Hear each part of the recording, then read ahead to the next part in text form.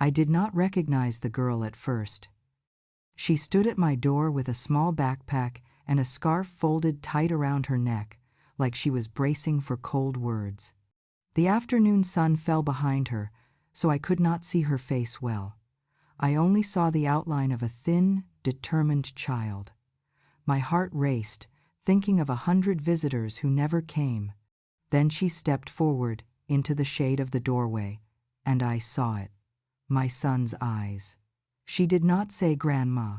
She did not smile. She looked at the floor, then straight at me, and said, "I came to see the woman who made my mother lose her baby." The kettle whistled behind me. A sparrow cried from the balcony. I felt something inside me go very quiet, like a small lamp turning off. For a moment, I did not feel my feet or my fingers. I only felt her words, heavy, cold, the kind of words that travel across years. "Come in, Habibti," I said. My voice surprised me. Calm, soft. Like I was telling someone else's story, not mine. "Please, come in." She hesitated. Her eyes touched my face as if they were searching for something strange or sharp. It hurt, that look.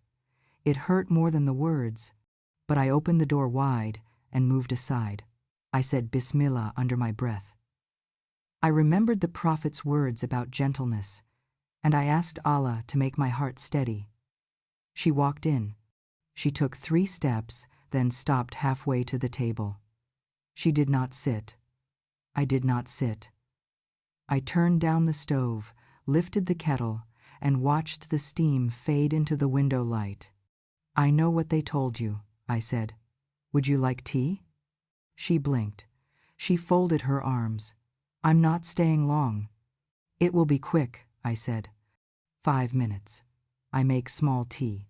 She nodded, a stiff little nod, as if she was allowing me a favor, not accepting a kindness. I took out the green cups. My hands were steady now. I was surprised at my own patience. Maybe this is sabr, I thought. Not only waiting, but holding your tongue when it burns. If stories like this bring you comfort, please follow Voices of Fatima, like this video, and share it with someone who might need it. Have you ever waited by the door for someone you love, not knowing if they would ever come? Tell me in the comments. Which country are you watching from? Share it below. My name is Salma. I am 68 years old. I live alone in a small apartment with yellow walls and a balcony that looks at a fig tree and the neighbors' laundry lines.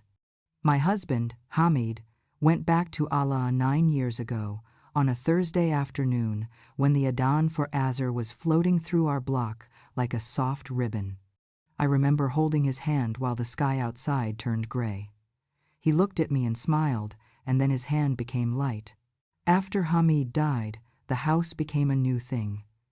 The chairs felt taller, the rooms sounded bigger. Even the clock on the wall seemed louder, as if it was trying to keep me awake.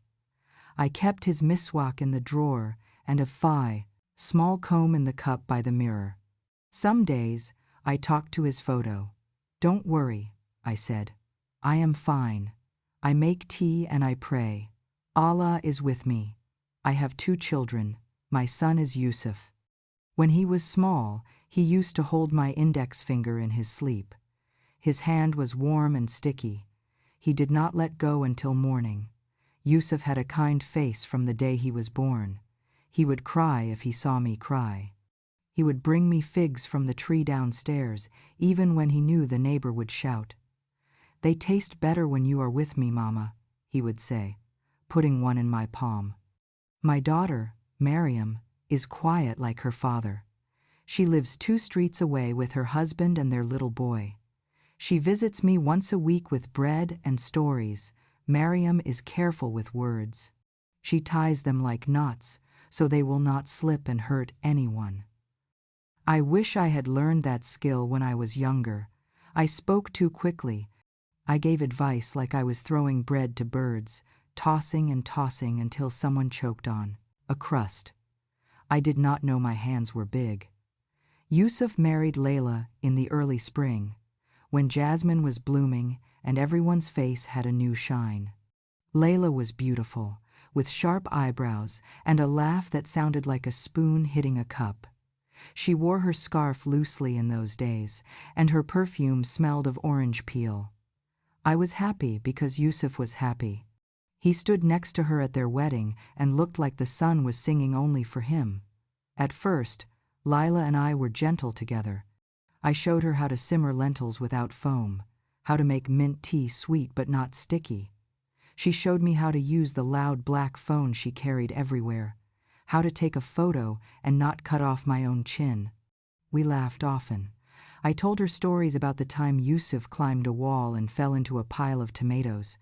She told me about her office, her desk with a small cactus that she moved from window to window so it can decide who it loves.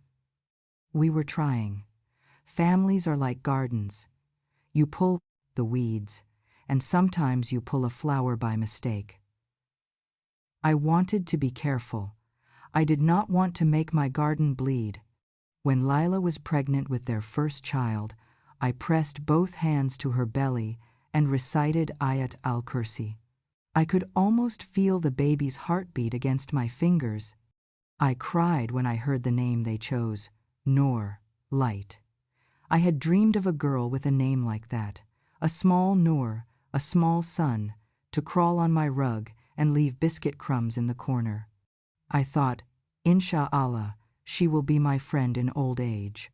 She will bring her notebooks to my table, drink tea with me, and tell me secrets I will hold in my chest. I began to crochet a yellow blanket. Every night after Isha, I worked on it, listening to the radio's old recitations, counting stitches with my tasbih beads under my thumb. 1, 2, 3, Alhamdulillah. 4, 5, 6, Subhanallah. 7, 8, 9, Allahu Akbar. The pattern grew like a garden path, and I imagined Noor sleeping under it, breathing, small breaths that would move the yarn like wind in a tiny field. The day Noor was born, I made soup and carried it to their apartment with a lemon wrapped in a napkin, like my mother did when I was young. I walked up the stairs slow, knees talking, heart racing. Yusuf opened the door with tired eyes and a smile that looked like a light after a long storm. "She is perfect, Mama," he said. So small, so good. I could not stop saying Alhamdulillah. My eyes watered when I whispered the adhan in her ear. Her ear was as small as an almond.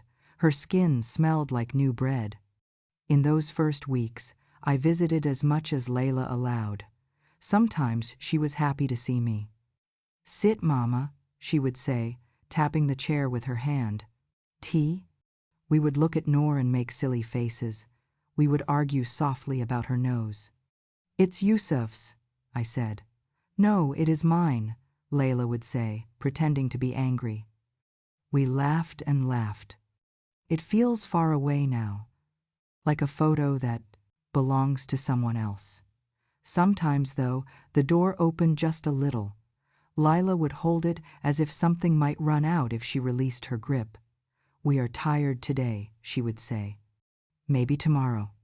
I would smile and nod, even when my heart sank like a small stone in a big well. I told myself, "Be patient, Salma. This is their home. This is their rhythm. You had your time. It is their time now. Qadr is not against you. It is only moving you to a different chair." There were small moments that I did not understand at the time. Once, I put a tiny gold bangle on Noor's wrist without asking. Layla did not smile. She slid it off quickly and said, "No jewelry until she is older." Her voice was flat like a plate. Another time, I told Layla to rest and let me hold the baby while she showered. She stood in the doorway with wet hair and watched me the whole time, drying her fingers one by one. I thought she did not trust herself. I did not know she did not trust me. I am not proud of all my words. There are some that I would pull back if I could. I told Layla once that Noor should drink some warm fennel water for her colic. My mother gave it to us, I said. It calms the stomach. Layla answered with a small lecture from her phone about what is safe and what is not safe for infants. I felt old in that moment and a little foolish. I said, "In our house, we did it this way." She said, "In our house, we do it this way." There were many moments like that, as tiny as sand, and together they became a dune we could not climb without getting tired and angry. When Noor turned 1, I made a cake with a single candle and put it on my table, even though she was not here. I cut a small slice and wrapped it for her. I called Yusuf. No answer. I called again. Still no answer. I sat in the quiet with the candle burning and thought of all the small hands I had held in my life. I thought of my own mother's hands. I thought maybe I had not thanked her enough. Maybe that is the circle. You only see the weight your mother carried when it is sitting on your own back, and by then she is already gone, smiling at you from a softer place. I kept a box under my bed filled with letters to Noor, every Eid, every Ramadan, every birthday. I wrote about the birds on the balcony, about the way the kitchen light looks at Maghrib, about a neighbor who sings to her cat. I wrote du'as on the back, simple ones. May Allah keep your heart clean. May He give you friends who remind you of Him. May He let you find your way back to me when it is safe. I never posted them. Yusuf changed his address often. Sometimes my letters were returned with a stamp and a red line across my name. Sometimes they disappeared and no one said a word. So I kept them. I kept everything. When I missed Noor so much that my bones ached, I would sit on my prayer mat and say, "Ya Allah, you hear me even when I am silent. Put love between us. If I did wrong, show me. If I must be patient, make it sweet, not bitter." Sometimes the sweetness came. It came in small drops, like rain after a long dry season. A child from the building would knock on my door and ask for a story. A friend would bring me dates packed carefully in a red box. The imam's mother would invite me for tea, and we would talk about our old men who went ahead of us. Allah sends people like lamps in a hallway. You don't always see the light source, but you feel the warmth. The painful part I did not understand, not fully, was how something shifted between me, Yusuf, and Layla after Noor's first year. The air felt tight. Words began to turn into stones. Layla's messages were short. Yusuf's messages were shorter. A few times, he called and said, "Mama, please, don't come today." He said it like a man caught between two waves. I would say, "Of course, Habibi." Another day. And then I would put my phone face down and hold my chest where the second heart beats. One evening, after Maghrib, the buzzer rang downstairs and I heard voices on the intercom that did not belong to me. "She is here," someone said. Then a pause. Then the click of footsteps walking away. I went to the window and saw the back of a small girl in a yellow dress, being led away by a woman with a scarf tied tight. I think it was Lila. I called out their names, but the car door closed, and the sound it made felt like a door in my heart shutting too. On my husband's death anniversary, I cooked his favorite soup and kept a bowl for Yusuf, hoping he would come. He did not. Later he sent a message, "Mama, I'm sorry. We are traveling for a few days." I wrote back, "May Allah keep you safe." I did not write, "Do you remember how your father's laugh sounded?" I did not write, "I am holding both your father and your daughter in my heart, like two candles I am trying to protect from a strong wind." Some feelings do not fit in a message. The day before the girl knocked on my door, the sky was gray and the rain came down in lines like handwriting. I sat with the radio on low. An old reciter was reading Surah Maryam, and my eyes filled with tears at the part where a mother cries and a voice comforts her from beneath. "Do not grieve," it says. "Your Lord has provided."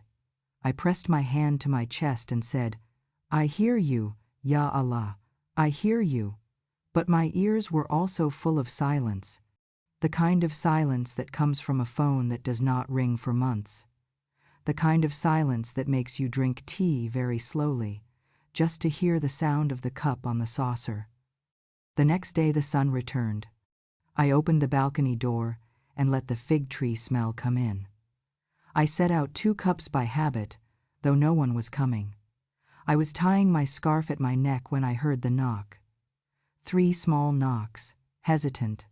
I walked to the door with my heart in my mouth. I placed my eye at the small round glass in the wood, and I saw a blur of yellow and the shape of a backpack. I took a breath. Another breath. I whispered, "Ya Allah," and opened the door. She stood there, my Noor, taller than I dreamed, sharper around the eyes, a serious child. She held her backpack with both hands like it was a shield. I saw a tiny line on her left eyebrow, a small scar maybe from a childhood fall. It made my throat ache.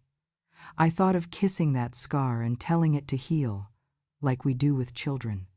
But there she was, looking at me with questions and pain I did not recognize. She took a breath, and then she cut me with her words. "I came to see the woman who made my mother lose her baby. I have heard men shout at funerals. I have heard a door slam in my face. I have heard my own bones crack when I fell once in the kitchen. But I have never heard a pain like that sentence. It reached into my past and grabbed something I had been hiding under a small rug. It pulled it into the light in 3 seconds. I stood very still. Then I said, 'Come in.' I poured tea. My hands quieted. My tongue stayed humble. 'Sit,' I said, pulling out the chair closest to the window. The sun fell on her shoulders. Dust moved in the air like tiny blessings. She did not sit. She looked around my small home like she was trying to understand how a monster lives. I saw my life through her eyes. The prayer mat rolled near the door, the framed ayah above the bookshelf, the photo of Yusuf as a boy, holding a kite. I wanted to explain every object. I wanted to say, "This mat has held my tears. This book has held my hope. This photo has held me up on days when my legs were tired." But I said nothing. I waited.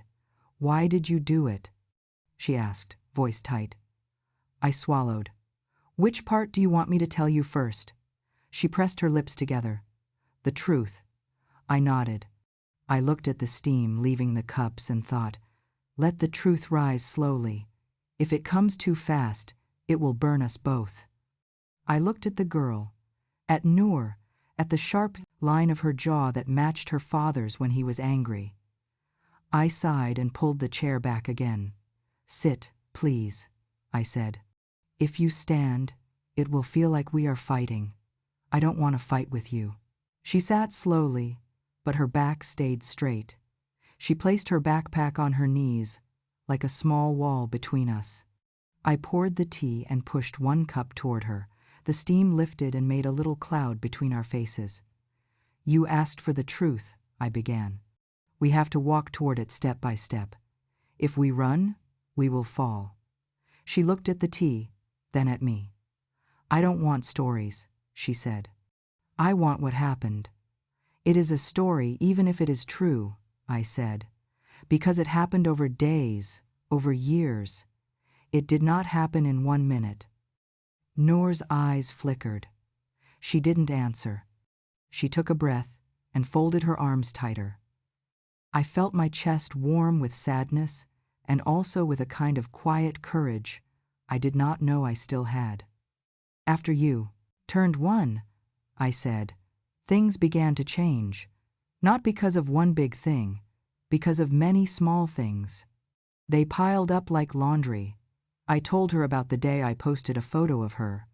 It was her first time eating mango, and her face was covered in orange, and I thought she looked like a small sun that fell into a bowl. I put the picture on my page because my cousins in the village kept asking to see her. I did not understand privacy like young people do now. I thought our joy was safe. "Your mother called me," I said. Her voice was cold. She said, "Please delete that picture right now. You did not ask me." I did delete it. I apologized, again and again, but it tasted bitter.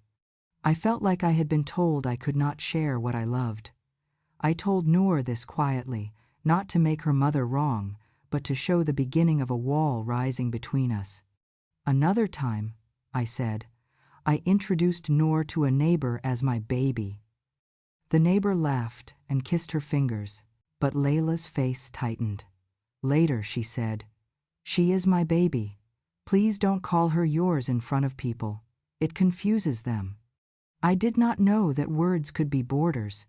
In my time, we used 1 cup for 3 sisters, and no one complained. In this time, even the word "my" must be careful. When Noor was almost 2, Lila went back to her office. She had a good job, she said, and it made her feel like herself. I understood. I worked at a tailor's when I was young, and the sound of scissors on fabric felt like a song that belonged to me. But I also knew the cost of walking out the door with a small child at home. It is not a simple choice. I offered to watch you, I told Noor.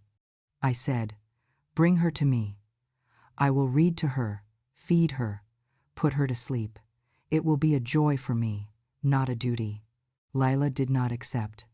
She said, "We have chosen a daycare. It is nearer to my work. They have cameras. They have a structure."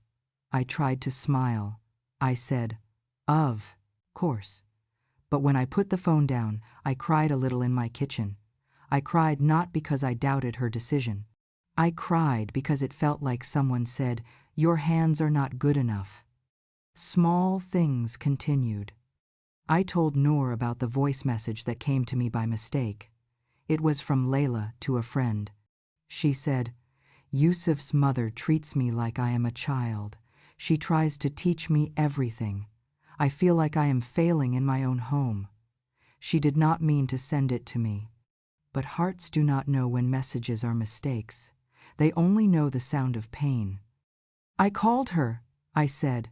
"I am sorry for making you feel small.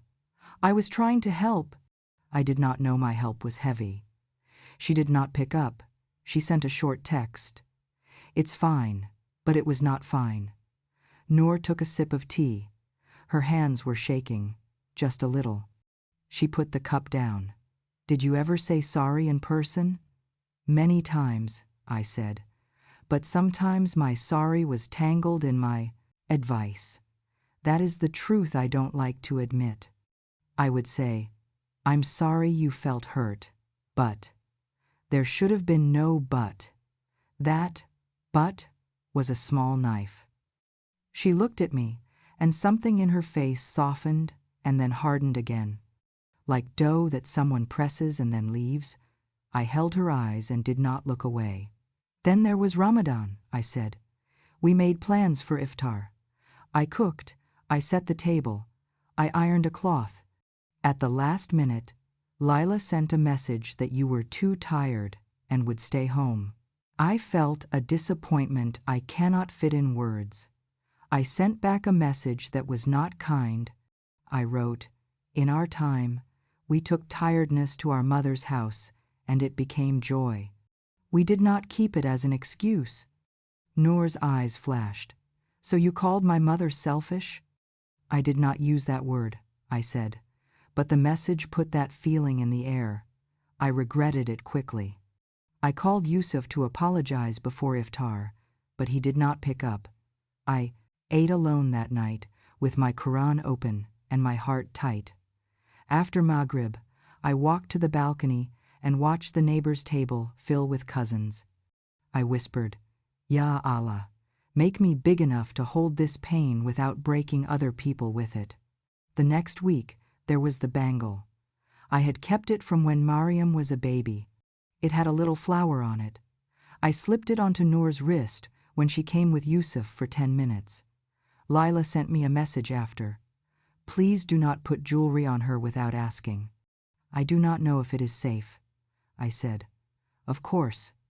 I put the bangle back in the drawer and closed it like I was closing a memory. It sounds like many things, Noor said quietly. But not like what Mama told me. I nodded. Yes. The hardest part comes later. I folded my hands and looked at the frame on the shelf.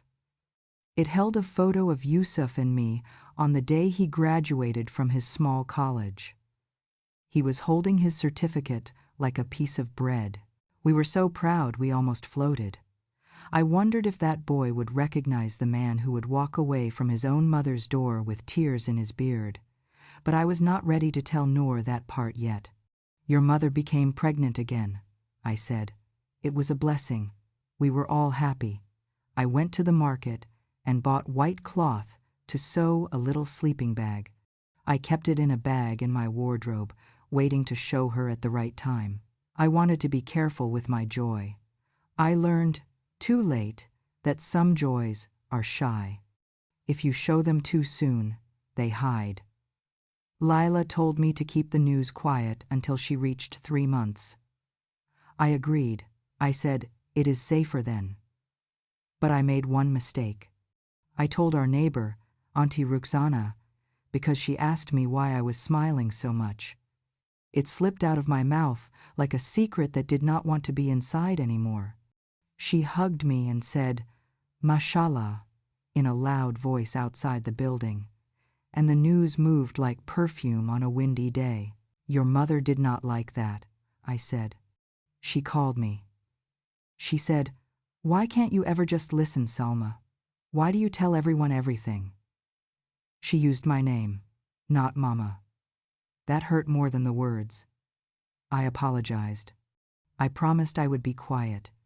I sat on my prayer mat after that and said, Ya Allah, put a seal on my tongue like you put a seal on a jar of honey so that only sweetness comes out.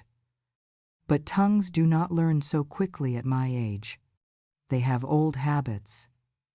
The days after that were strange. Layla had some spotting. She sent a message in the family group. Please make dua. Light bleeding. Doctor says rest. My stomach dropped. I spent the night making dua with each breath, slow and steady. I whispered, Ya Shafi, heal her.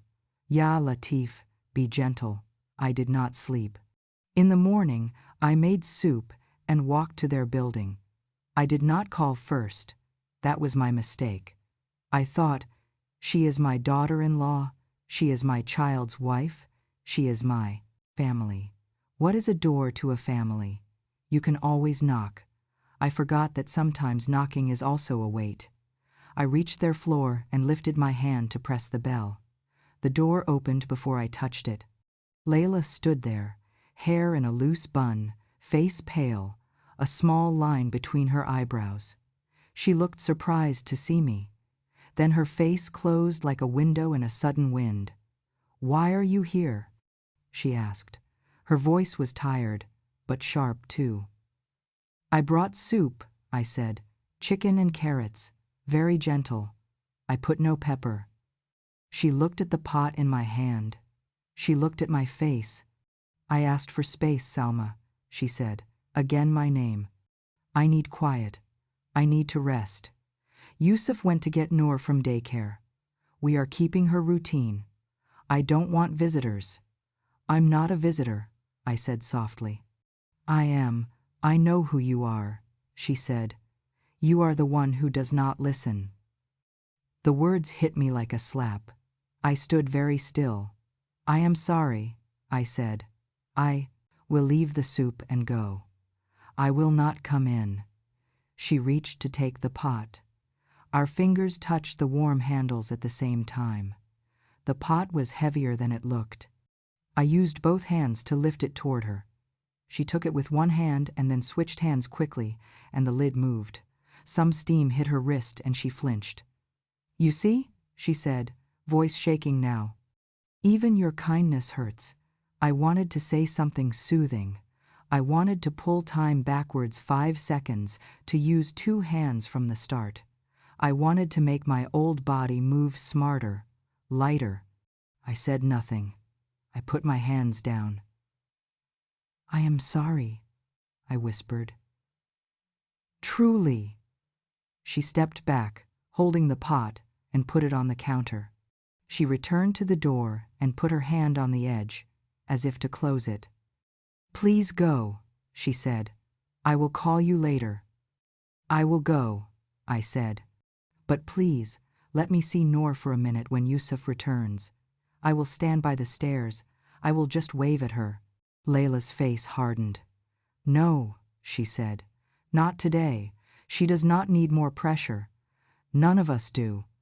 There was something in me that could not let that go. I do not know why.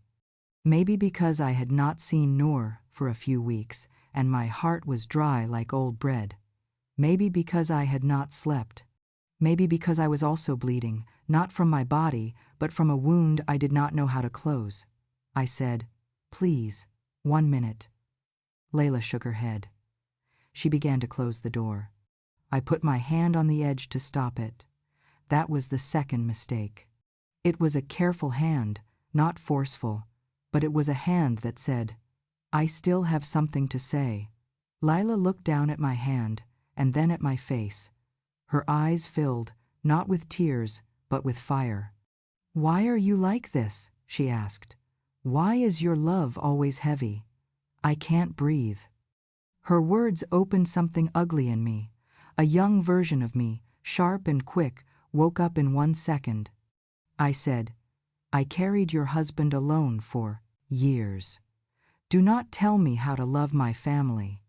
You came yesterday, and now you want to be the queen." The words were unfair.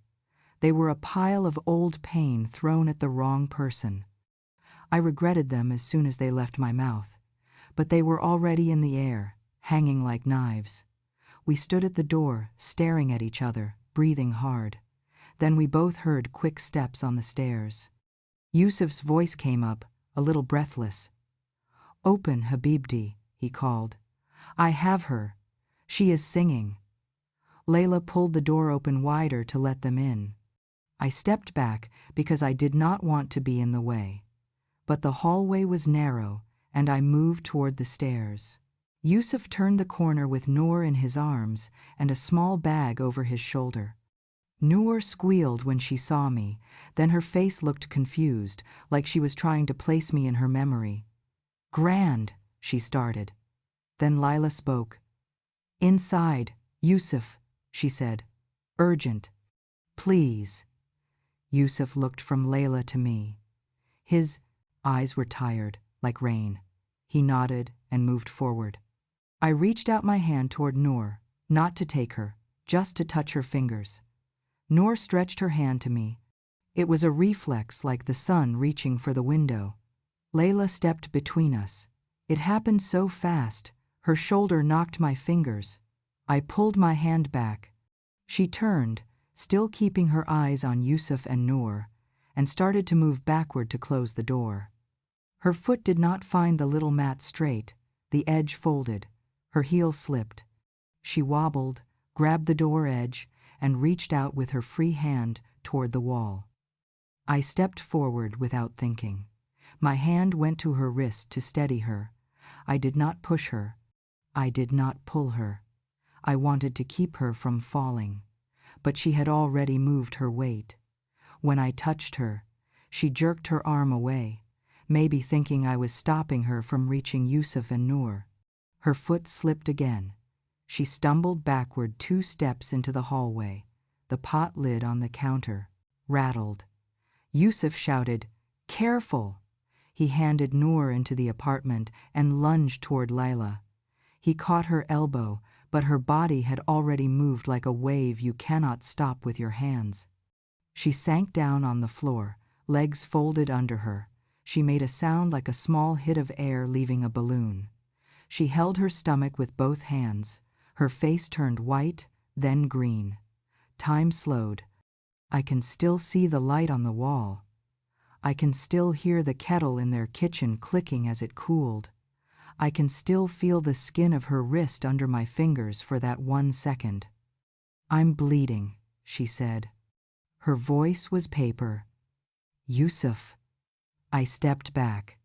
My hands floated in the air like they did not belong to me. "Astaghfirullah," I whispered. "Astaghfirullah." He lifted her carefully. He looked at me with a face I will never forget. It was a face of a son who loved 2 women deeply and did not know how to hold both. It was a face of someone already choosing without wanting to. "Choose. Call an ambulance," he said to me. "Now." My fingers shook so much I could not press the numbers. The neighbor, Auntie Ruxana, had heard the noise and came out.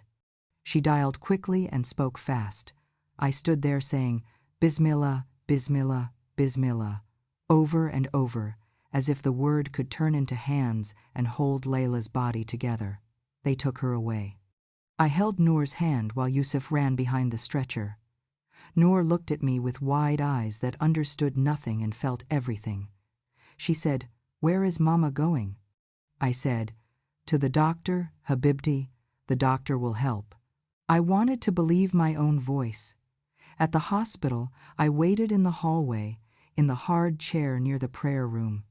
I took off my shoes and stepped on the cool carpet. I prayed 2 rak'ahs with my forehead pressed down like a person who had dropped a heavy bag and was asking to never carry it again.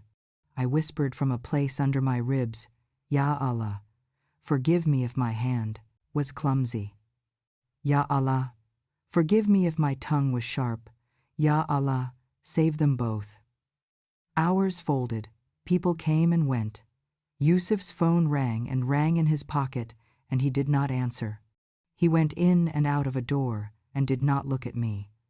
When he did look, his eyes were hard and soft at the same time. He was trying to hold his family in one hand and not let me fall from the other. That is not possible. Allah knows our hands are small. Layla's mother arrived before Maghrib. She looked at me with a face like winter. "What did you do?" she asked. Each word was a stone. "What did you do to my daughter?" "I tried to catch her," I said. My mouth was dry. She slipped. I touched her wrist. "I did not mean, you put your hands on my child," she said. "You always have. With your advice, with your opinions, with your pride. Now with your actual hands." She turned away from me and went to the desk to ask for news. Her voice was loud. I shrank in my chair, like a small thing that wishes to be a seed and go back into the earth. I wanted to disappear. Near midnight, Yusuf came out. He did not need to speak. I saw it on his face. Everything inside me went very quiet, like the inside of a mosque after everyone has left. "I am sorry," he said. "We lost the baby." He leaned on the wall. He looked like a boy again. He covered his face with his hands. I stood up slowly. I reached out and then pulled my hand back because I did not know if my hand would hurt or help. "I am sorry," I whispered. "I am so sorry. Ya Allah, forgive me. Ya Allah, give us patience." He did not say anything for a long time. Then he spoke into his palms. "Please go home, Mama. Please. Not now." I nodded.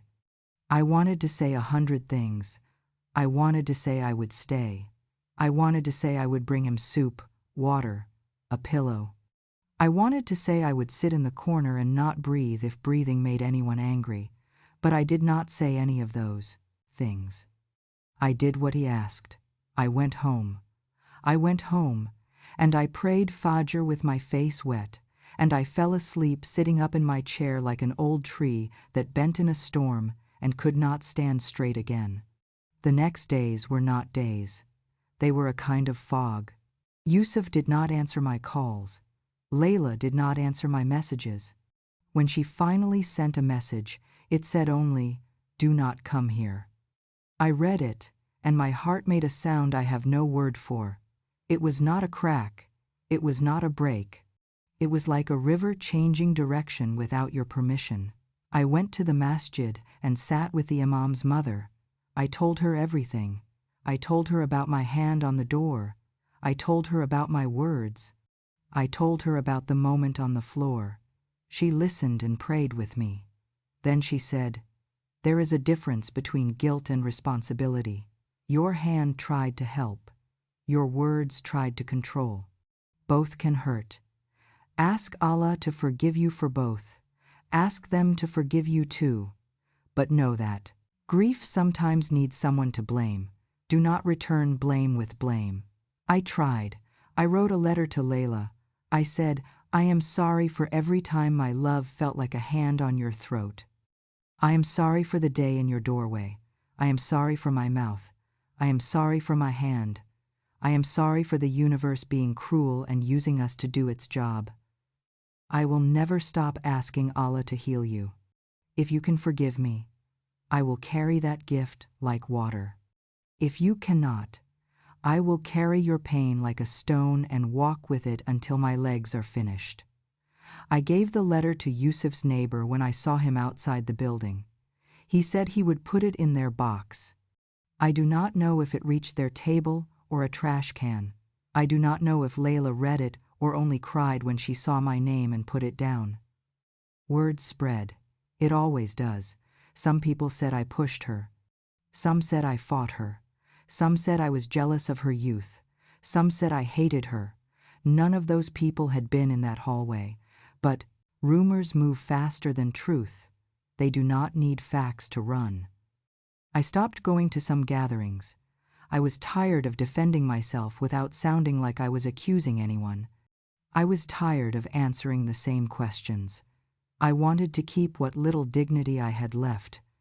I wanted to keep what little respect I still had for my own mouth.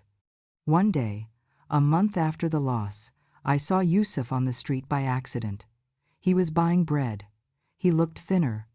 I stood behind him and said, "Peace be upon you, my son." He turned. He looked at me for a long second. He wanted to hug me. I could feel it. But his body did not move. "Wa alaykum as-salam," he said. His voice was low. "Mama, please. Not here. Come for tea," I whispered. "Not now. Another day. Any day." He shook his head. "It is not time." He tried to smile, but it was a broken kind of smile. He paid for his bread and walked away. I watched him go. I thought of his small, warm hand holding my finger when he was a baby. I pressed my own hand to my fingers now, like I could trick my body into feeling that old weight again. After that, silence became our main language. I sent messages on Eid. "May Allah heal us." I sent messages on birthdays. "I love you." No replies. Sometimes at night, I woke up with my throat sore from a dream where I was screaming. But in the real day, my mouth stayed gentle. Sabr is a muscle. It grows when you use it. It hurts at first, then it holds you. I cooked for the poor in the name of the baby we lost. I did not know if it was a boy or a girl. It did not matter. In my heart, I called the child Hadi, the one who guides, because I prayed that his short life would guide me to be more gentle, more mindful, more small. I gave shirts to an orphanage. I gave a new blanket to a mother at the clinic. I whispered, "This is for the one who did not stay. Make it count, Ya Allah." "Why are you telling me all this?" Noor asked suddenly. Her voice pulled me back into the room, away from the hallway, away from the hospital. "Why are you telling me about soup and blankets? I asked you the truth. This is the truth," I said softly. "The truth is not only the fall, it is the days before and after. It is the way people carry pain like stones in their pockets and forget why their bodies are leaning." She watched me. Her eyes were less hard now. A small line was between her eyebrows. It was Layla's line. It was a line of someone who had learned to carry adult weight too early. "My mother said you pushed her," she said. "My father said you grabbed her. My mother said you wanted to take me away from her. My mother said you gave her teas and told her to clean and told her to not be weak. My mother said you blamed her for losing the baby. I did not push her, I said. My voice did not rise. I touched her wrist to keep her from falling. She was already falling. I was afraid. I reacted. That is my truth. If she felt my touch as a stopping, not a saving, I understand why her heart wrote that story. Pain does that. It makes us write with thick pens. And the tea? Noor's eyes searched my face. I told her once, long before, that fennel water helped with colic, I said. For you, not for her. I would never give a pregnant woman anything without asking a doctor. I am not a fool. I am many things, but I am not that. She nodded slowly, then looked away. She said the day she bled, you stood blocking the door. I stood with my hand on the door because I wanted one more minute with you, I said. That was wrong. I should have let the door close. I should have been small and kind. I was big and clumsy. Qadr meets us where we fail. I failed that day. Noor was quiet. The clock in the kitchen hummed for a moment and then settled. A car horn outside sounded like a bird that had learned a wrong song. Light shifted on the wall. My father stopped coming because of that day, she said. It was not a question, it was a sentence. Yes, I whispered. He could not hold us both without breaking. He chose peace for his home. He thought that meant closing the door to me. Maybe he was right for that time. Maybe Allah wrote it so. Qadr is hard to look at when it is against your face.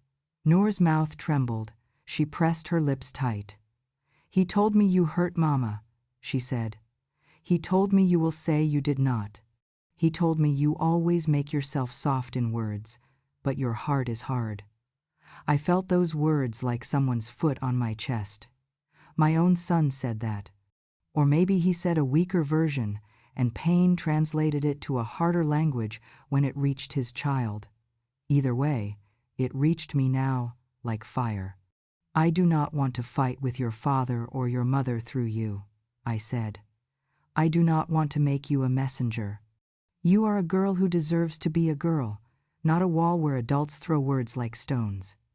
She stared at me. Something in her eyes flickered. Then it went still again. What did you name the baby? She asked in a small voice. Did you name him? I do not know what they named, I said. In my heart, I call the child Hadi. It means guide. Noor's breath hitched. She looked away quickly, as if she was embarrassed by the movement of her own chest.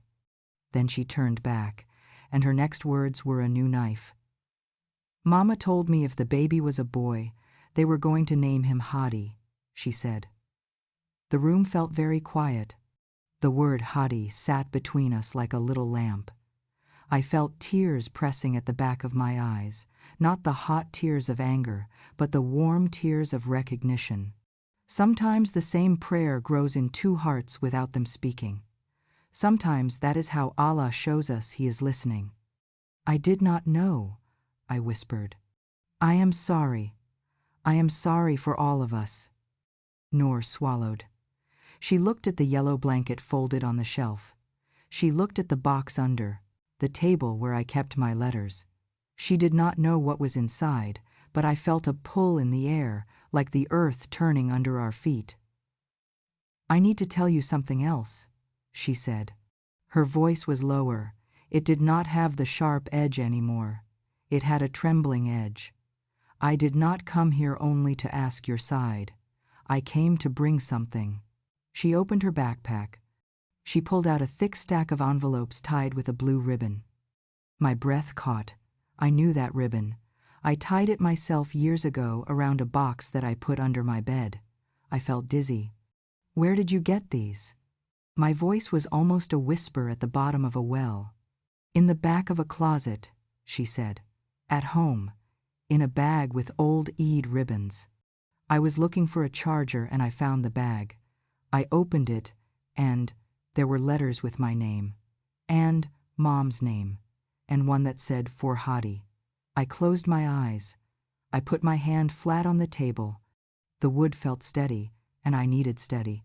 She kept them, I said. I thought they all came back, or were thrown away by a postman, or got lost in the rain. She kept them. They were not opened, Noor said. Most of them. All of these are sealed. She looked up. I did not open them either. I brought them here. If they were yours to give, I thought they should finally be where they belong. My throat closed around a sob and then opened again. Thank you, I whispered. You did not have to. Thank you. She placed the stack on the table. The ribbon fell to the side. The envelopes were yellowed. My handwriting looked like the voice of my younger self, hopeful and tired.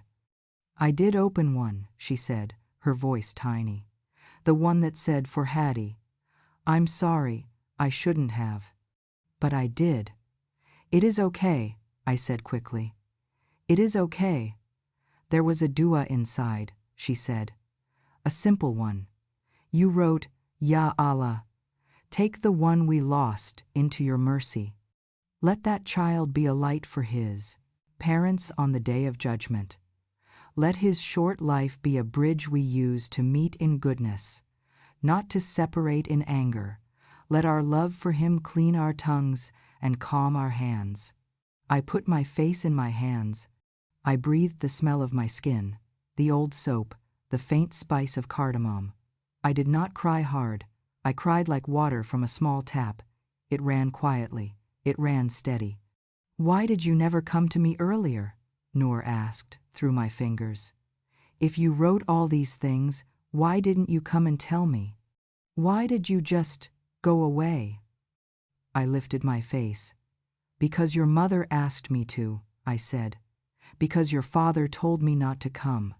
Because I was afraid my presence would be a knife in a wound that needed air. Because sometimes love is not knocking on the door that does not open.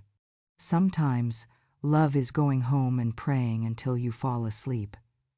That is what Mama said too, Noor murmured. She said you stayed away because you knew you did wrong. I stayed away because I could not fix it, I said. And my trying to fix it would have made it worse. She sat back. Her shoulders dropped a little, as if something heavy had slipped down her arms. She ran her thumb along the edge of the table. I have more, she said suddenly, as if she wanted to get it all out before her courage left. The shock, I guess. I nodded. Say it. She took a breath. Baba told me he asked you to admit you pushed Mom. He said if you only admitted it, even in private, he could forgive you. He said you refused because your pride is bigger than your love. I felt something inside me tremble. He asked me to say words I did not believe, I said. He asked me to carry a sin I did not do so that his house could be quiet. I told him I will say I am sorry for everything I did do. I will say I am sorry for the door, for the words, for the touch. I will even say I am sorry for the whole universe being heavy on her that day, but I cannot say I pushed her when I did not. Lying does not buy peace. It just rents it for a short time. Noor's nose turned pink, like when she was a baby and cried then laughed. I watched her, and 1,000 versions of her face at different ages moved across her features like clouds. My heart ached for the childhood I missed. My heart ached for the woman she was becoming in the middle of a war that was not her choice. Mama also said something else, she whispered. She said if the baby had lived, you would have tried to name him yourself. She said you tried to name me even. I smiled, sad. I asked Yusuf once if I could suggest a name, I said. He laughed and said, "Of course, Mama." I told him I liked Noor. He told Layla.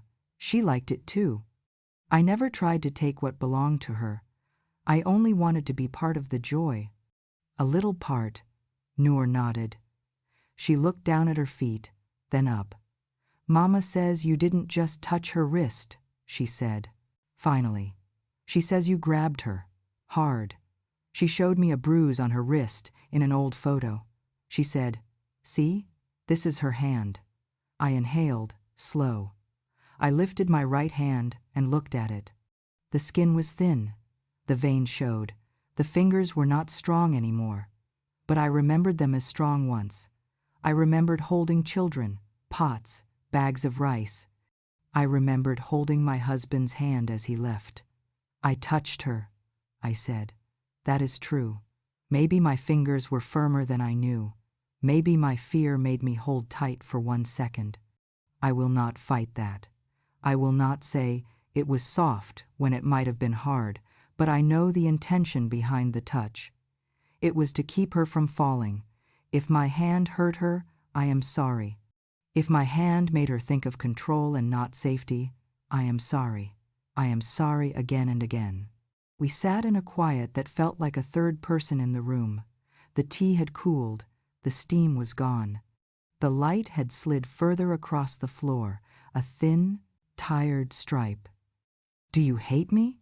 I asked suddenly. It came from a place I did not know still existed. It came from the little girl in me who was never sure if she was loved. Noor looked surprised. "I don't know," she said honestly. "I came here ready to hate you. I came here ready to say the words I was told. I came here to see a monster who would lie and pretend. But you look like a person who is tired and trying. And that makes it harder." I smiled a little. It was not a joyful smile. It was a smile that said, "Thank you for leaving me some dignity." "Do you want to see something?" I asked. I bent slowly and pulled the box from under the table. I took off the lid. Inside, the letters rested like birds in a nest. I handed her one. "This is the first letter I wrote to you," I said. "On the day you were born." She pulled the paper from the envelope carefully. My handwriting looked large and messy on the first page. I had been excited. I had been crying while I wrote. It said, "Welcome, Noor. Your name means what my house lost when Hamid left. It means what you brought back. When you sleep, sleep like a small flower in Allah's garden. When you wake, wake like light." Noor read quietly. Her lips moved.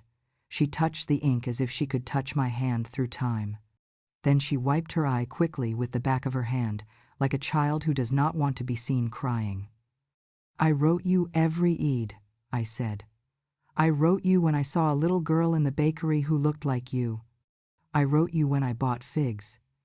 I wrote you when I slipped in the kitchen and scared myself and then laughed. I wrote you when I dreamed of you.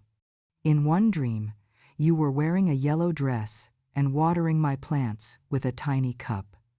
She looked down at her own yellow scarf, and we both smiled in a small, surprised way. "I also wrote to your mother," I added. "I wrote to say thank you for loving my son. I wrote to tell her I am sorry for every sharp edge of mine. I wrote to tell her I will always make space for her. I wrote to tell her I want to stand behind her in prayers, not in front of her in decisions." Noor folded the letter and held it in her lap. Her hands had calmed. The little tremble was gone. She looked older and younger at the same time. "I need to tell you one thing more," she said. "Then I will be quiet." I waited.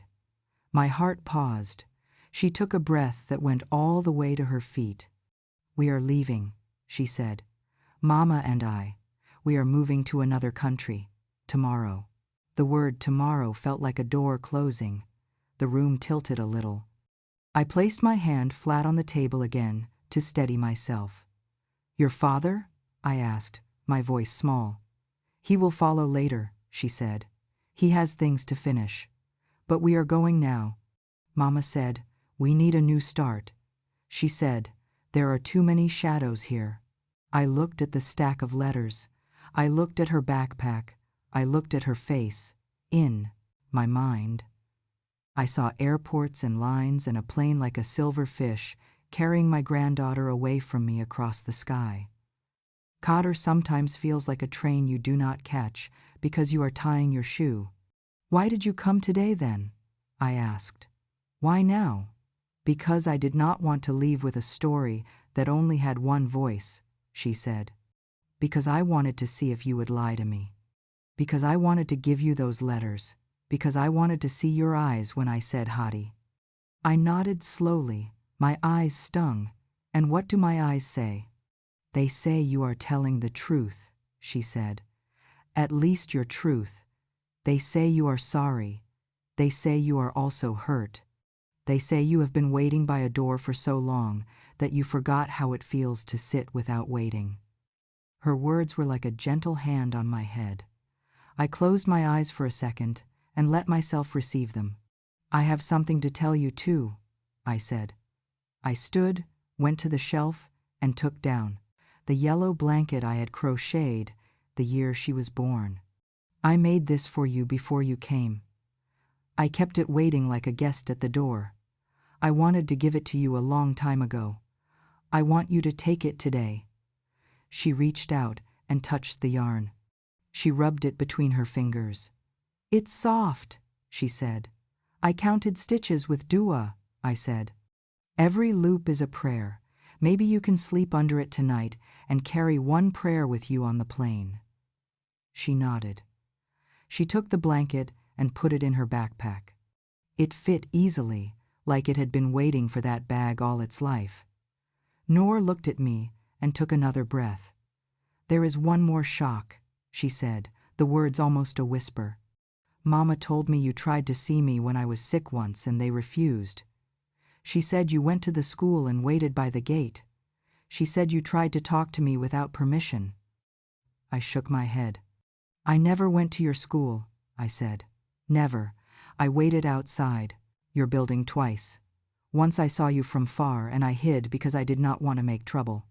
Once I saw Yusuf and he did not see me. That is the truth. She studied my face. She nodded slowly, as if she had expected that answer. Her mouth softened. I think sometimes Mama told me parts so that I would be safe, she said. And sometimes the parts made you a larger shadow than you are. I sat back down. My legs were tired. My heart was tired. My hope was tired but still awake. It felt like a candle that had been pinched 100 times and still kept a little flame. May I ask you something? I said. Even if you say no? Yes, she said. Can I hug you? I asked. The room held its breath. She hesitated. Then she stood. She walked around the table. She stopped in front of me. I did not move until she moved. She leaned down and put her arms around my shoulders. I wrapped my arms around her back. She was warm. She was real. She smelled like soap and a little like the outside wind. I pressed my face to her shoulder and breathed. I am sorry if my love was heavy, I whispered into her scarf. I am sorry if my hands made fear where they should have made safety. I am sorry for the baby. I am sorry for the days we lost. I love you. She held me tighter. Her shoulder shook once, then again. I love you too, she said into my hair. I don't know how that is possible so fast, but I do. Maybe I always did. Maybe it was sleeping. We stood like that for a long time. Time is different inside a hug. It does not follow the rules. It expands and makes a small room big. When we sat again, Noor wiped her face with her sleeve. There is something else, she said, as if the pile of shocks had one more stone. Baba told me you came to the hospital that night, later, to see Mama. He told me you waited in the parking lot. He told me you saw them and then hid. I went, I admitted. I waited outside their room. I listened to the nurses move like whispers. I saw a shadow of the doctor on the curtain. I heard your mother cry once, and I put my fist in my mouth so I would not make a sound. I stayed until Fajr. I left when I heard your father say, "We will do this without her." Those words sent me home. Noor closed her eyes. He told me you were stubborn. that you wouldn't go away. But you did. I went away because staying would have taken something they did not have to give, I said. They did not have space for my grief. They barely had space for their own.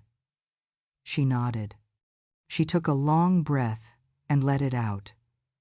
Then she looked at me with a face that was new, a face that had decided something. I don't know if Mama will forgive you, she said. I don't know if she can. But I think I will try to keep this door open, even if it is a small crack at first. My heart moved in my chest like a bird that had been sitting very still, suddenly stretching both wings. A small crack is still light, I said. Even under the door. She stood and put the stack of letters closer to me. Keep these, she said. They are yours. The ones to Mama. Maybe I can give her one day. When she is ready. Not now. Not now. I agreed. We will not rush Allah's work. He writes slowly sometimes. Noor took a step toward the door. Then she turned back. There is one more thing I have to say, she said, as if saving the sharpest for last. Mama told me that if I came here, I must not let you make me feel sorry for you. She said you are good at that. I smiled without joy. I am not asking you for pity, I said softly. Only for the fairness of two eyes, not one. She nodded. I think that is what Allah wants too, she whispered. She reached for the doorknob. Her hand paused. Baba told me to tell you something, she said, without turning. He said, tell my mother I miss the way tea smells in her kitchen. Tell her I keep one of her old spoons in my drawer. Tell her I am angry, but I am also her son. I put my hand to my mouth. A sound came out like a laugh that had fallen on the floor and broken in half. Alhamdulillah, I said. Alhamdulillah, even for that. Noor opened the door. Light from the hall fell across the floor. She stood in it. She turned and looked at me. Mama thinks you stole Hadi, she said, tears rising fresh. But maybe Hadi was always going back. Maybe that is what his name was for. To guide us back to Allah. To guide us back to something not broken. I nodded, my own tears on my face new and old together. Maybe, I whispered. Maybe Allah sent a guide in the smallest form to lead us through the darkest hallway. Noor stepped into the hall, then looked down the stairs. For 1 second, my body tensed. I saw the day of the fall like a film. I saw Lila's wrist, my hand, the edge of the mat. I told my heart, sit, be still, trust. Will you pray for me? Noor asked, still not moving. Every day, I said. Every night, until I go where your grandfather went, and even then, if Allah allows, from a place softer than this world. She gave a small nod. She walked down the stairs, slowly, carefully. Each step she took felt like a prayer. When the door closed, the room was full of quiet. The kind of quiet that does not hurt. The kind that wraps around your tired bones and says, rest. There is more to do, but not this minute. I sat at the table. I put my hand on the stack of letters. I could feel the past under my palm like a small animal breathing. I lifted the ribbon and tied it again. Not tight, not loose, just enough.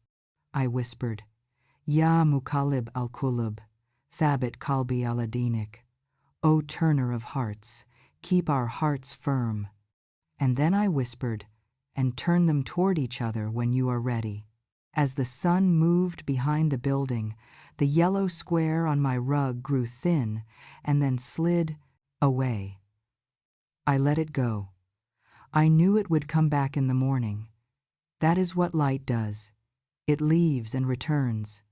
In that moment, I realized the most painful truth and the most freeing one at the same time. I could not rewrite that day at the door. I could not unmake my hand or my tongue. I could not bring Hadi back. I could not force Layla to open her heart, but I could keep my own heart open. I could be ready. I could forgive, even if I was not yet forgiven. I could choose not to turn pain into a weapon that would cut the only bridge we might still have. I looked at the door and saw not the day it closed, but the day it might open again. Not a loud opening, not a dramatic one, a small sound, a soft hinge, a girl with a yellow scarf, a woman behind her with tired eyes, a man with a beard that had new silver in it, and an old woman with a teapot, steady hands, and a mouth that had finally learned when to be quiet. The door closed behind Noor and left a hush that was almost kind. I sat for a while without moving. The tea had gone cold. The sun had slipped off the rug. Evening was coming with its soft blue shawl. I whispered Alhamdulillah, not because everything was fixed, but because something had shifted. A knot had loosened in my chest. I could breathe a little better. It felt like a small window had opened in a crowded room. I stood and washed the cups. The water ran warm over my fingers. I watched it swirl down the drain and thought of how pain leaves in small streams, not in one flood. You do not notice at first. Then one day, the basin is empty. I placed the letters on the table and sat with them. I did not open any that night. It felt like meeting an old friend after many years. You do not rush into stories. You sit. You share tea. You let trust come back to the table slowly. My phone buzzed. A message. My heart jumped. It was from a number I did not know. I opened it. It was Noor. "We are at the bus stop," she wrote. "I will text you from the airport. Insha'Allah," I typed. "May Allah guard you. The yellow blanket is a long prayer. Keep it near." She sent a heart, just one, a small red thing on the screen that warmed the whole room. I prayed Maghrib, and then I sat with my Quran. I read slowly. The words held me like a mother holds a child's hand in a busy market. They kept me from getting lost in the crowd of my thoughts. Later, when the night deepened, I opened one letter. It was dated the Eid after Noor turned 2. I read my own voice telling her about the kid who came up the stairs with a kite that would not fly. I told her how I tied the end to a spoon and it lifted. "Sometimes," I wrote, "you need a little weight to catch the wind." I smiled, even with tears. It was a silly line, but it felt true again. Near midnight, my phone buzzed once more. "At the airport," Noor wrote. "Mama is tired, but we are okay." Then another message. "I will keep the letters safe. I will take pictures of the ones you let me." Then a third. "Baba said to tell you he remembers the green cups." I laughed quietly. I looked at my 2 green cups shining clean by the sink. I touched them lightly with the tip of my finger, like you greet a child who is sleeping. I lay down and slept a proper sleep, the kind with no dreams. In the morning, I woke before Fajr, and the air felt new. I made wudu. I stood. My prayer mat was cool under my feet. In sajda, I stayed a little longer. I said, "Ya Allah, you turn hearts. Turn ours toward you and toward each other, if that is good. And if not, turn us toward patience. Make patience sweet." By duha, I had a message from Noor again. "We are boarding," she wrote. "I will message when we land. Please make dua." "I am already making dua," I typed. I will not stop. I did not go out that day. I sat with the letters. I cooked a small pot of rice and lentils and ate slowly. I watered the plant near the window. I opened the descend balcony door and let the outside talk to the inside. The fig tree moved its leaves like it was waving at me. By Acer, another message. "We landed. Long flight, Noor wrote. The blanket was a good pillow. Mama fell asleep with her head on my shoulder. I covered her with it. She did not know. I wanted to tell you. I thought you would like that sentence in your head. I pressed the phone to my heart. I like it, I wrote back. I will hold it. Days became weeks. Noor sent short messages. A photo of a street with wide sidewalks and a brick wall. A voice note of rain on a window in her new room. A picture of the yellow blanket folded at the end of her bed. Once, a tiny video of her making tea, the steam blurring the camera at the end. I tried to make it like yours, she said in a whisper. It still tastes like here, not like there. I recorded a message back. I spoke slowly so the words could travel gently across the sea. Tea tastes like the person who pours it, Habibti, I said. If you pour it with patience, it will taste like home one day. She replied, I don't know about patience. I smiled. It will learn you, I said. Like shoes learn your feet. We did not speak of Layla at first. Noor would write, Mama is sleeping. Mama is quiet today. Mama is walking a lot.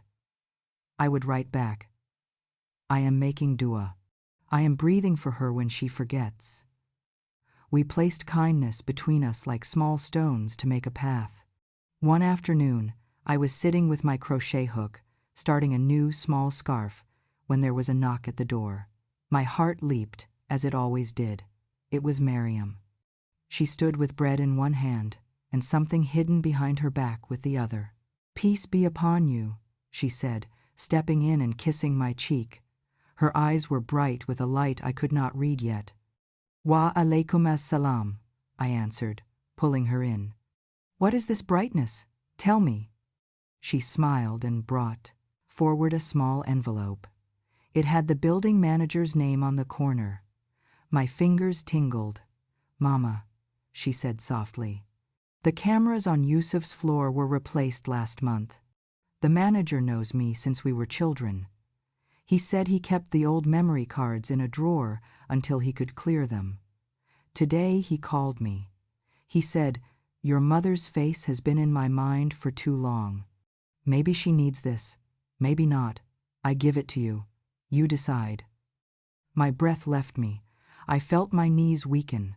I held the back of the chair and sat down slowly. What is it? I whispered, though I already knew. A video, she said. He found the hour around the day. It shows the hallway. It shows the door. It shows you reaching. It shows the mat. He asked if we want to see. My whole body trembled. I closed my eyes. I saw the day as I remembered it.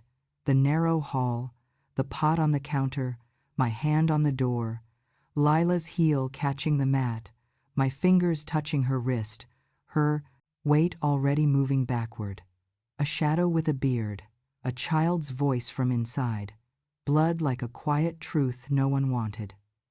I don't know if I can, I said, but I think we should. Maryam took my hand. We can watch it together, she said. Or not at all. You choose. I looked at my daughter. Her eyes were calm. They were her father's eyes. He used to look at me like that when I was scared of something small and made it big with my thoughts. Come, I said. Let us look. Then we will pray.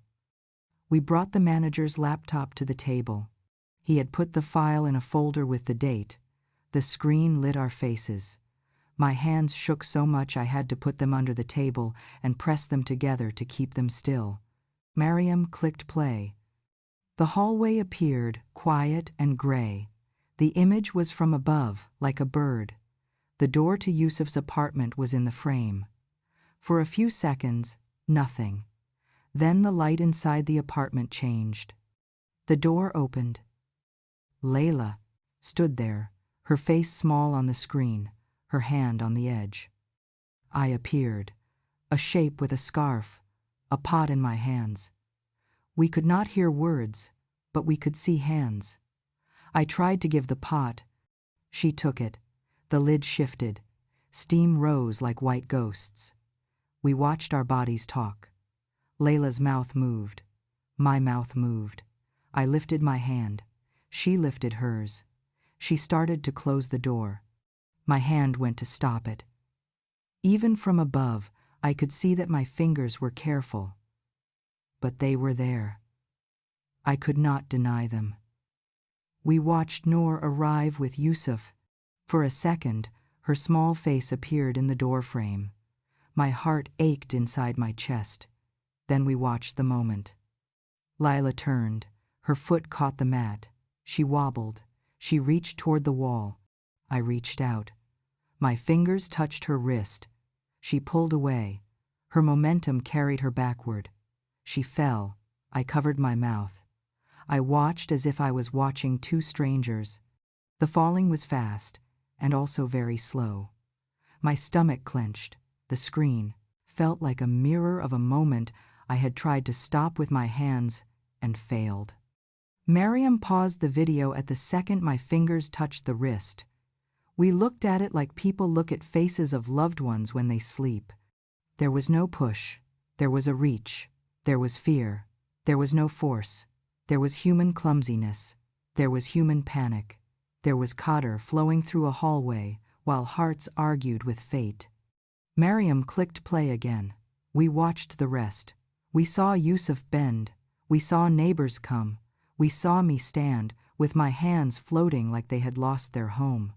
We saw me step back, then hold Noor like a bird in my palm. When it was over, the room was very quiet. The small kitchen clock ticked.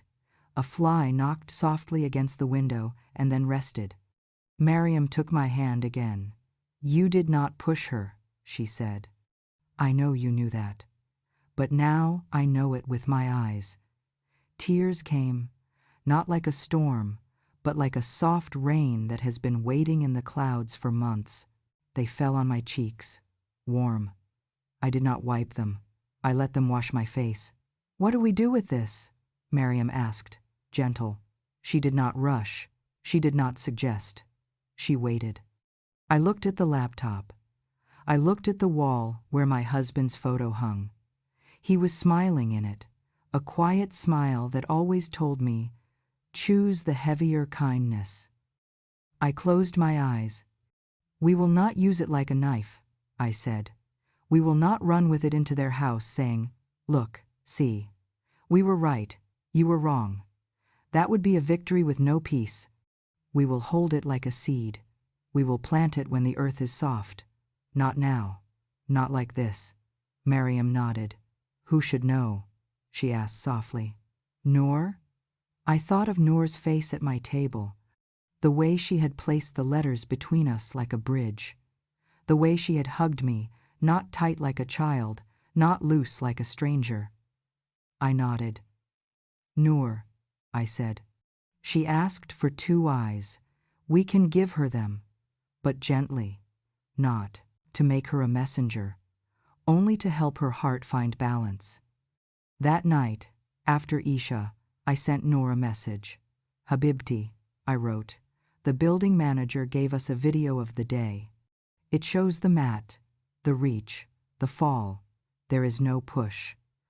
I do not send this to win. I send it so your eyes can rest. If you want to see, I will show you when you ask. If you do not, I will keep it and never mention it again." She did not answer immediately. I put the phone down and prayed. I slept. In the morning, there was a response. "I want to see," she wrote, "but I am in school now. Please send it later." And, "Thank you." I waited until she was home. We set a time. We connected on a video call. The picture was not very clear, but I could see her eyes and the edge of her new window with a bit of sky. "Are you ready?" I asked. She nodded. "Bismillah." I shared the screen and played the video. Noor watched without speaking. I watched her watching. Her face stayed still, for almost all of it. Only once did her mouth open slightly, at the moment of the fall. When it ended, she covered her mouth with her hands, just like I had done. Then she cried, not loud, but deep.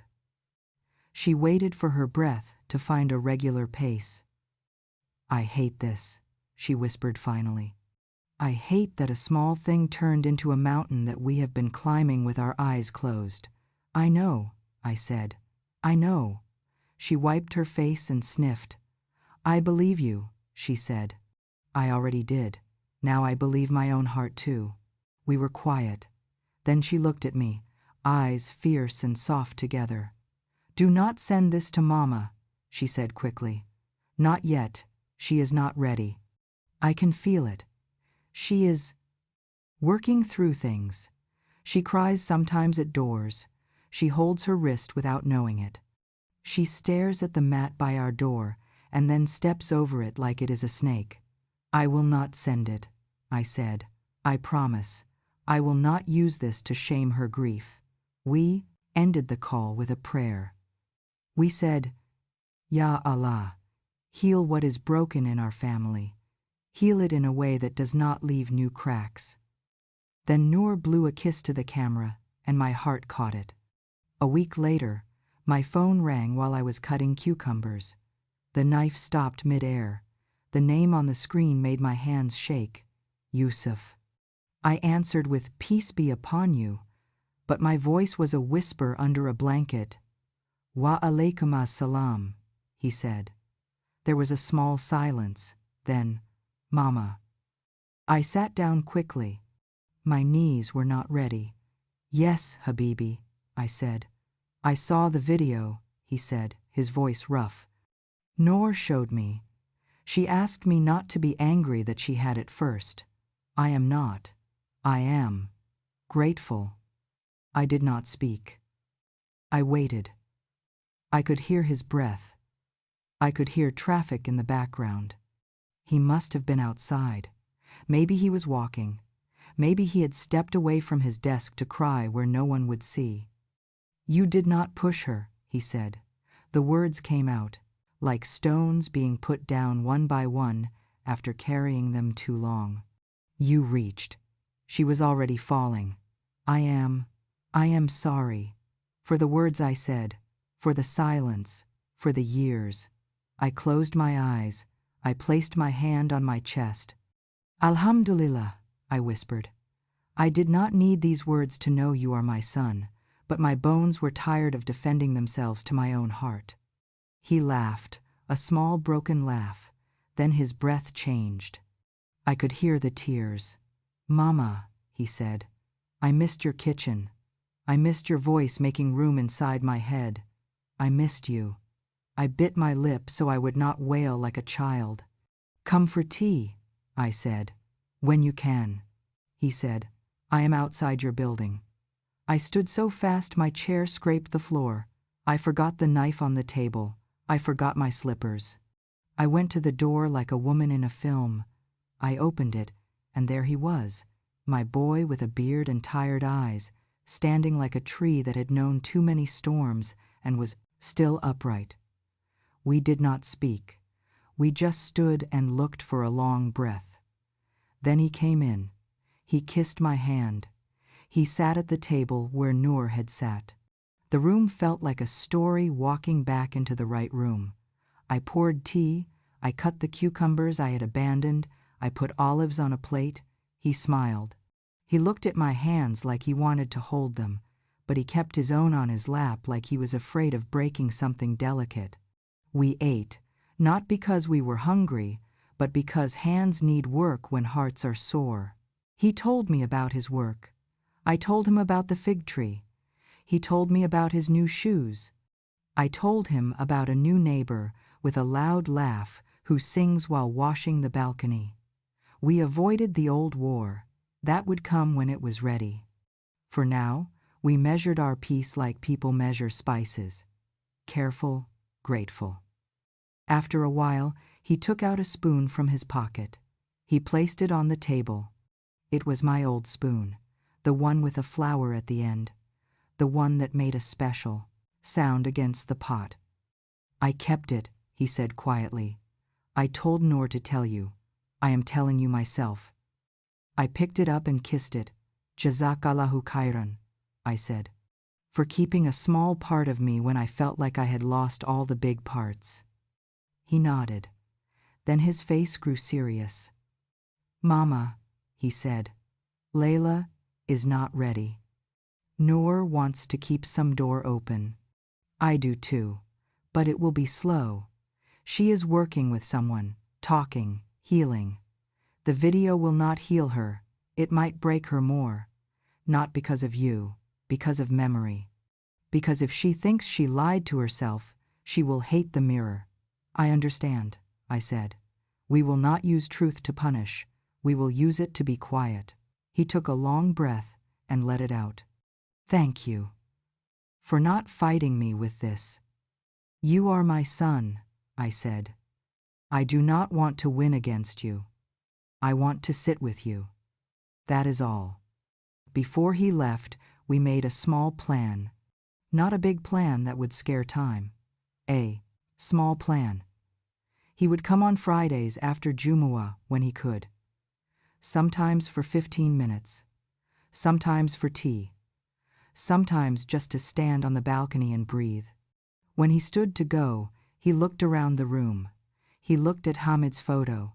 He looked at the prayer mat. He looked at the green cups. I feel like a boy with a kite, he said. And you are the spoon. We both laughed. He left. The door closed, but this time it did not sound like an ending. It sounded like a comma. The days that followed grew a new shape. Noor and I spoke twice a week, sometimes more, sometimes less. She would call with a giggle when it snowed for the first time, and say, "It looks like sugar on the fence." I would say, "If you put your tongue out, it will taste like rain." She would answer, "I'm not a baby."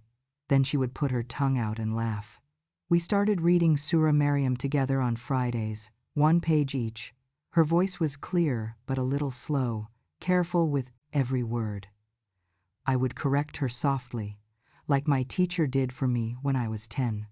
After we finished, we would say, "Ya Allah, comfort the mothers, comfort the daughters, comfort the ones who never held what they lost." Yusuf came on Fridays when he could. Sometimes he brought bread. Sometimes he brought a piece of fish wrapped in paper. Once he brought a small plant. "For your window," he said. Noor picked the pot from a market. It was yellow. I placed it next to the letters like a tiny sun. Mariam kept coming too. She brought me news that did not hurt. The neighbor's baby had new teeth. The imam's wife made a big tray of kanafe and sent a slice. We did not talk much about Layla, not out of fear, out of respect. Her name became a dua on our tongues. Ya Allah, heal Layla, make her heart light, make her body strong, make her memory gentle. One afternoon, a message came from a number I did not know again. My heart jumped to my throat. I opened it. 3 words. Assalamu alaikum, Salma. It was from Layla. My fingers went cold and then hot. I sat down. I read the 3 words again. The letters looked like they were walking toward me carefully, like a person in a room with a floor that might break. Wa alaikum as salam, I typed back. I put the phone down. I did not write more. I did not say, "I am sorry," or "I saw the video," or "thank you for reaching." I kept it simple. Sometimes the smallest words are the strongest. A minute later, another message. "I heard Noor visited you," she wrote. "I am glad she was safe," I typed. "Thank you." Then I deleted it. I typed, "Yes." Then I deleted it. I typed, "She is good." I sent it. No more messages came that day. That was enough. It felt like someone had lit a small candle in a distant window. You cannot go to it yet, but you know it is there. As the months passed, I felt a new softness grow inside me. It came from praying for someone who did not yet love me again. It came from choosing not to prove a point when the point did not need proving. It came from watching my son build a bridge back to me with small steps, not with a grand gesture. It came from hearing Noor laugh and knowing that laughter could be a rope between cities. Noor sent me a photo one day of her standing under a tree with blossoms like snow. She wore the yellow scarf I gave her. The blanket was folded in her backpack in the picture's corner, a small square peeking out. "I found a masjid here," she wrote. "It is different, but it smells like my old mosque. The carpet is softer." The imam's wife smiled at me. I cried in the bathroom and then felt better. "Home will find you in pieces," I wrote. "Collect them. Allah will make a whole." Another day, Noor wrote, "Mama asked me to sit with her and talk about Hadi. We cried. She laughed once. She said the name out loud for the first time in a long time. She said it did not break her. It made her feel like he was real." I put my hand on my heart. "Alhamdulillah," I typed. "Alhamdulillah for small, brave steps." On a Friday after Jumu'ah, Yusuf and I made a plan to do something for Hadi. We went to the mosque's office and asked about a water well project. The imam's assistant showed us a paper. "A small village by the coast has no clean well," he explained. "They walk long distances. We are collecting for a pump. A plaque can have a name." Yusuf looked at me. I looked at the paper. We both nodded. "In the name of Hadi," I said, "the child who guided us." We did not tell Layla, not yet. It was not a secret. It was a seed. We sent the money quietly. We prayed. We asked Allah to make each cup of water a mercy for us. We asked him to make it ease the weight Layla carries, even if she never knows our part. 2 months later, a picture arrived in my phone. It was in a message with no words. The picture showed a well with a small plaque. The letters were clear. "Water well for Hadi. May Allah make him a light."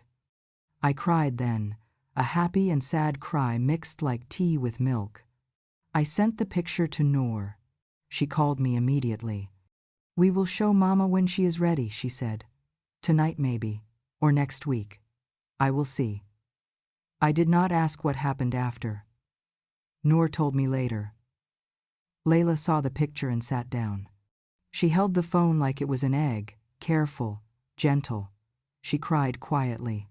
She did not ask who sent the money. She did not ask why. She only said, "Alhamdulillah." Then she went to make wudu and prayed 2 rak'ahs in their small room, far away from me, close to Allah. I heard these small stories and felt my heart change shape. It did not grow bigger like a balloon. It grew steadier like a stone in a river that learns how to be firm while water passes over it again and again. One evening, as the call to Maghrib floated in from the masjid, my phone rang. It was a video call. The name said, Noor. I opened it. The screen showed a kitchen I did not know yet, with a small window and plants on the sill. Then Noor's face. Then, behind her, someone stepped in and stayed where the light met her shoulder. Layla. She wore a simple scarf. Her face looked different from the last time I saw her in the hospital, thin and sick with grief.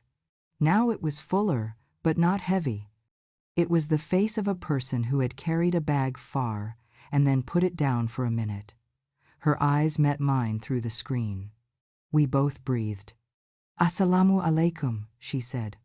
Her voice shook. It was older. It was familiar.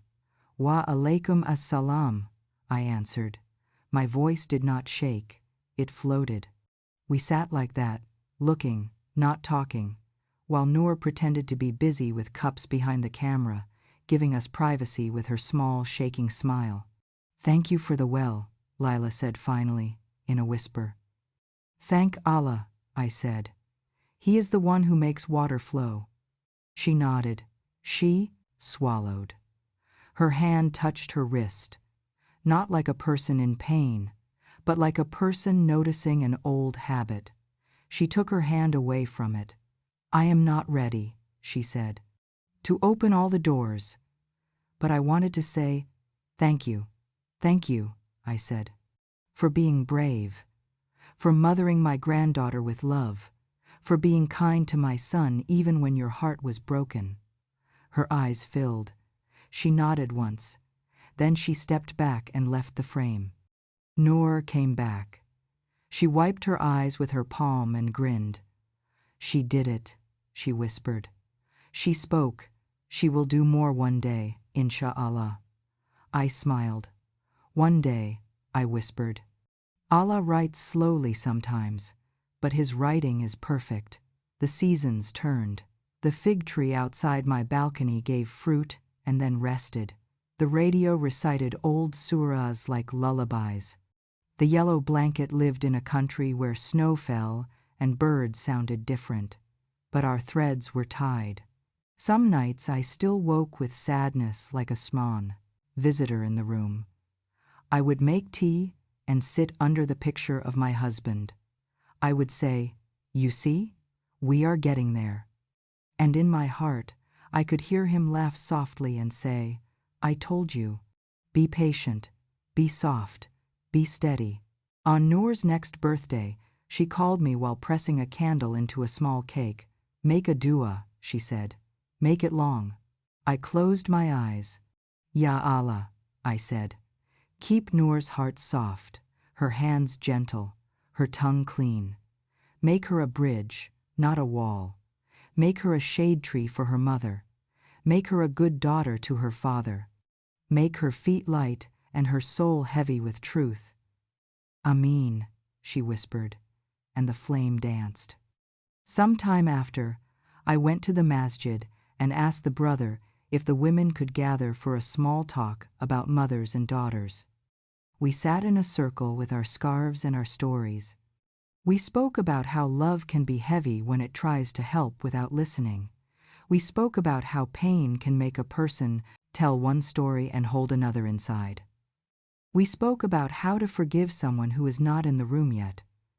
When I walked home, the air was cool. A child rode past on a bicycle with a bell that sounded like a tiny adhan.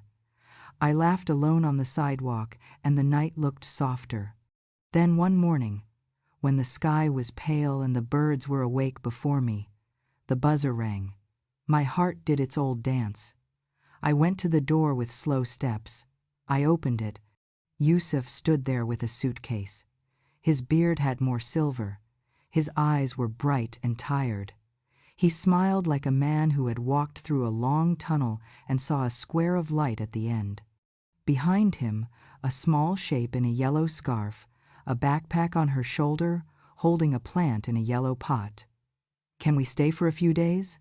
Noor asked, trying to look normal, failing, laughing. I blinked tears away quickly. I nodded. "This house," I said, my voice steady, "has been waiting. Come in." We did not speak of everything. We did not rush. We put the plant by the window. We made tea. We placed the letters on the shelf. We sat at the table and talked about the weather, the market, the taste of new bread, the neighbor's cat. We took pictures of our cups for Layla and sent them with small words. "Salam from the green cups," Noor wrote. A heart came back, just one. Enough. Sometimes life does not give you a big finish. Sometimes it gives you a chair and a cup and a person you love sitting across from you. And that is the miracle. I am an old woman now. I move slower. I do not run for buses. I do not climb stairs 2 at a time. But my heart has learned to walk better. It has learned not to rush into other people's rooms without knocking.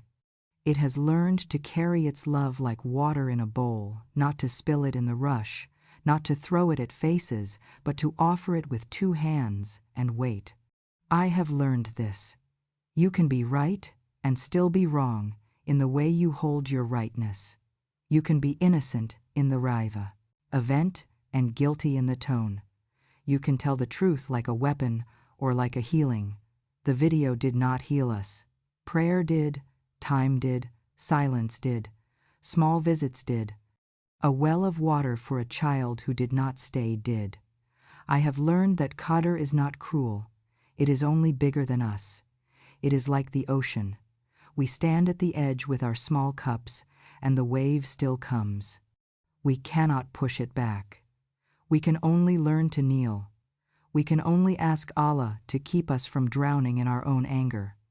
I have learned that sabr is not just waiting. It is how you wait. It is the softness in your mouth when you want to bite. It is the gentleness in your hands when you want to grab. It is the quiet in your heart when you want to shout. It is sleeping with the pain and waking to the prayer. I have learned that forgiveness is not always a handshake in a living room. Sometimes it is a message with 3 words. Sometimes it is a photo of a well. Sometimes it is a video you choose not to share. Sometimes it is sitting with the truth and saying, I will not use you to cut any more people. I sit now by my window and watch the fig tree move. Children play with a ball in the yard. Birds argue on the wire and then make peace. The world moves all day between pain and comfort. We are asked to move with it without losing our balance. If you are a mother-in-law, hold your love like a small thing, even when it is huge. Ask before you teach. Wait before you knock. Remember that your son's home is not your old house. It is a new garden. You are a guest even when they call you mama. Be a kind guest. If you are a daughter-in-law, know that old women speak like full rivers. They overflow in the places that scare them. Try to listen for the love inside the flood. And put up your own walls with kindness, not with knives. You can say, not now, and still say, I love you. If you are a son, you are a bridge. Do not be a sword. Carry 2 women with your 2 hands, but do not throw one to save the other. Sit. Listen. Be brave enough to tell the truth. Be strong enough to hold silence. And if you are a child, like my Noor, be kind to your own heart. Do not let adult wars become your map. Take what is beautiful from each person. Leave what is heavy at Allah's door. He will take it. He always does. I do not know if Lila and I will sit at the same table again in this life. Maybe we will. Maybe we will meet only at a door and exchange salams with eyes that do not cry anymore. Maybe we will hug once, and that will be a full book in 1 page. Maybe we will meet again when Allah gathers us under His shade and laugh at how heavy our small stones felt. Maybe Allah wanted me to lose the name innocent in my son's eyes so I could find the name patient in his. Maybe He wanted me to hold a video and choose not to use it, to learn that mercy is a bigger proof than any picture. Maybe He wanted me to meet my granddaughter with a wound, so I would hug her with both arms and never again with my pride. I look at the yellow blanket folded on my granddaughter's bed in a photo she sent last week. It is small now, too small for her long legs. I told her she can pass it to someone else one day, a friend, a neighbor, a baby. She wrote back, I will keep it for when I am old and I need to remember you. I laughed and told her she will never be old if she keeps a soft heart. When I finish writing this, I will pray 2 rak'ahs. I will ask Allah to accept all the good we tried and forgive all the harm we caused by our hands and our tongues. I will sit in the quiet and listen to the kettle sing. I will picture the well by the coast and the women filling their jugs. I will imagine Hadi's short life like a candle lit in a dark hall, showing us where to step and where to pause. And I will remember the day my granddaughter visited me for the first time. I will remember what she said at the door. I will remember the knife becoming a bridge. I will remember that hearts can learn new ways to beat. I will remember that Allah does not waste a tear, or a prayer, or a letter kept in a box under a bed for years. O Allah, make our homes places of light. Make our words gentle. Make our hands safe. Make our hearts easy to turn toward each other. Forgive us when we try to fix what only you can heal. Accept us when we come to you with our small cups and our big regrets. Put coolness between mothers and daughters, between sons and their old mothers, between the families we are and the families we are trying to become. Ameen. What would you have done with the video? Would you have shown it to everyone? Or kept it until hearts were ready? Tell me in the comments. Don't forget to follow Voices of Fatima, like this video, and share it with someone who carries a heavy family story. May Allah make it lighter for them.